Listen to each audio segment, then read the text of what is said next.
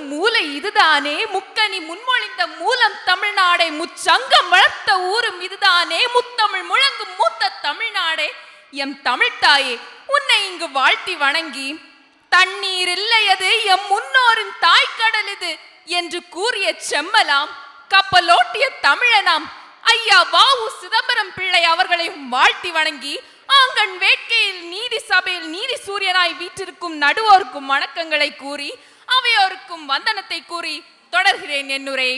நான் இங்கு ஐயா வ.உ. சிதம்பரம் பிள்ளை அவர்களை பற்றி என் அகத்தில் எழுந்த ஒரு சில கருத்துக்களை உங்களோடு பகிரலாம் என்று வந்துள்ளேன். யார் இந்த வ.உ.சி? எப்படி கப்பலோட்டிய தமிழனானார்?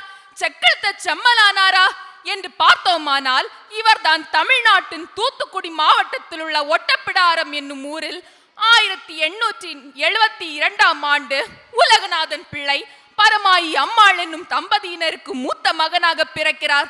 பள்ளி படிப்பை சொந்த ஊரிலே நிறைவு செய்த வ.உ.சி அவர்கள் தந்தை போலவே வழக்கறிஞராக வேண்டும் என்னும் முனைப்பில் வழக்கறிஞராகிறார். நீதிமன்றத்தில் இவர் வாதாட வருகிறார் என்றாலே நீதிமன்றமே ஆடி போய்விடும். அத்துணை திறமைகள். இவர் ஏழை எளிய மக்களுக்காக இலவசமாக வழக்காடும் பண்பையும் பெற்றிருந்தார். மேலும் இவர் சுதந்திர போராட்டத்தில் தன்னை ஈடுபடுத்திக் கொள்ள வேண்டும் என்னும் முனைப்பில் 1905 ஆண்டு காங்கிரஸ் கட்சியில் இணைந்து முழு நேரமாக சுதந்திர போராட்டத்தில் தன்னை ஈடுபடுத்திக் கொண்டிருந்தார். தனது சொந்த சொத்தை விற்று சொந்த பணத்தில் இலங்கைக்கும் தமிழ்நாட்டுக்கும் இடையேயான கப்பல் போக்குவரத்தை தொடங்கி வைக்கிறார். இதன் விளைவோ என்னவென்று தெரியுமா? அன்றைய ஆங்கிலேய அரசுக்கு நிதி இழப்பு ஏற்பட்டது. இதன் மூலமாக இவருக்கு கப்பலோட்டிய தமிழன் என்னும் பெயரும் கிடைத்தது. இதன் காரணமாக இவர் மீது தீரா கோபம் கொண்டிருந்த ஆங்கிலேய அரசோ இவருக்கு 40 ஆண்டுகள் சிறை தண்டனை கொடுத்தது. தன் வாதிடும் திறமையால் அதனை 6 ஆண்டுகளாக குறைத்து வாங்கி கொண்டுகிறார். மேலும் சிறையில் இருக்கும் போதோ மாடு இழுக்க வேண்டிய செக்கை வ.உ.சியை வைத்து இழுத்து அத்துணை கஷ்டங்கள் பட்டார். கொடுத்து கொடுத்து சிவந்து கொண்டிருந்த வ.உ.சியின் கைகளோ அன்று செக்கிழுத்து கல்லுடைத்து புண்ணாகி காணப்பட்டது.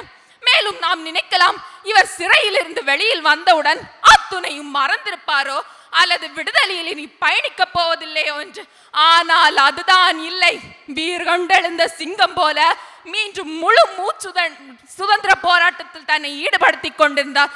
தான் இறக்கும் பொழுதிலும் என்று தனியுமோ இந்த விடுதலை தாகம், அன்று மடியும் எங்கள் சுதந்திர மோகம் என்னும் சொல்லை கூறிவிட்டு நவம்பர் 18 நாள் 1936 ஆண்டு தூத்துக்குடியில் உள்ள காங்கிரஸ் தலைமை அலுவலகத்தில் இயற்கை எய்தினார். மேலும் இவர் ஏழை எளிய மக்களின் மீது கொண்ட கருணையின் காரணமாக சிறந்த தலைவராகவும் கருதப்படுகிறார்.